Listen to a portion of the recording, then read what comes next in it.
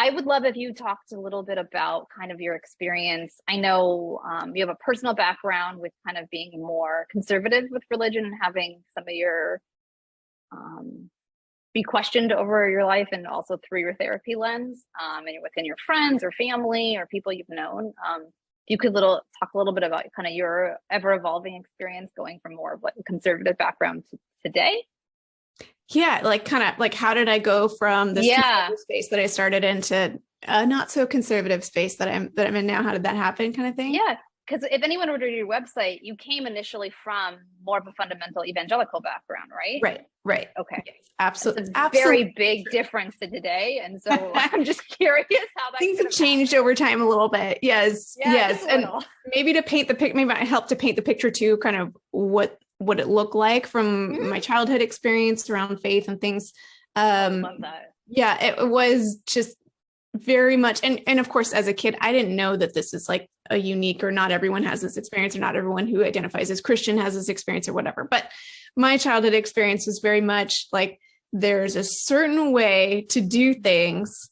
And a lot of that is kind of the way it's packaged is, these rules, so to speak, are handed to us through our faith, or maybe they'd be framed as guidelines, but if you're a really good person, you're going to do these things, right? And live life a certain way. And so it got all the way down to like what clothing you wear, like very minute details, could create kind of this differentiation, not just between like, this is a good idea or a bad idea, but like, I'm going to use a term that could be triggering a little bit, but was very much a term that we would use where it might be like, you are sinning or you are a sinner if you are doing fill in the blank. And we're not talking about, harming another person, or what it might be. Your skirt is more than 2 inches above your knee, you are in sin, or, this type of thing. And this is the kind of language that would be used around me as, a small child.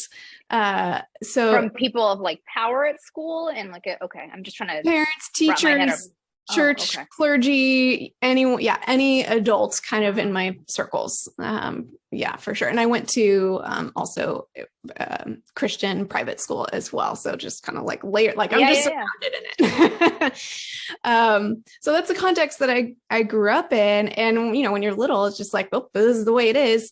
And I will say, I think it feels important to acknowledge that there was this both and of like, there's a lot of stuff that now I look back and say that was harmful or, created a shameful environment in different ways. But I also was taught these things that now as an adult, I see like these things don't go together. But this idea of like who you are, you're accepted for who you are. Like every human is made in the image of God. Like this is a good thing.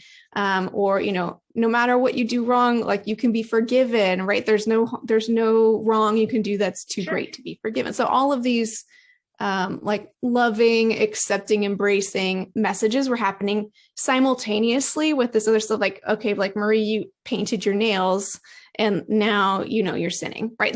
Wow. Like, so if you want to be a good Christian, like take it off kind of thing. Yeah. How confusing though. Like it's two different messages going, like even my chest kind of got tight because I was like, oh, we're God or loves everyone. And we're doing things. Then I'm in trouble for painting my nails or a skirt that's 2 inches too short.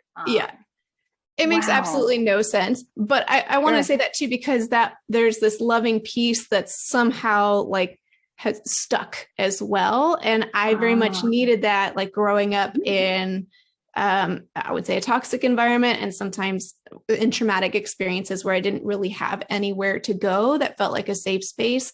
And somehow the safer parts of my faith kind of stuck with me. And I think really like arguably saved my life through a lot of hardship that I went through. To just like, I'm loved, I'm okay, I'm good, right? This kind of narrative did stick with me and helped me too. And helped me, I think, care for other people as I started to mature and question these other things. Probably also in that way of being, I don't mean to make like a leap here, but like be a really good therapist, be a really good partner, be a really good mom, right? Like there is part of this. One can hope. Really, ever evolving, right? But like that's the idea. I agree with you. You've come, I struggle with the word full circle, but like to take parts of it that really have meant a lot to you is what you're saying. You've been able to take those, like, those were actually really good for me. And those probably saved my life is what you're saying. And I don't need to throw those away. Right. Yeah. And it's just so amazing how, humans can like shift the narrative and twist it into something else. But because we didn't have those loving parts, and it was just this like, your shirt's too short and you're a sinner and whatever. It's like, I'm not going to stick around for this. Yeah.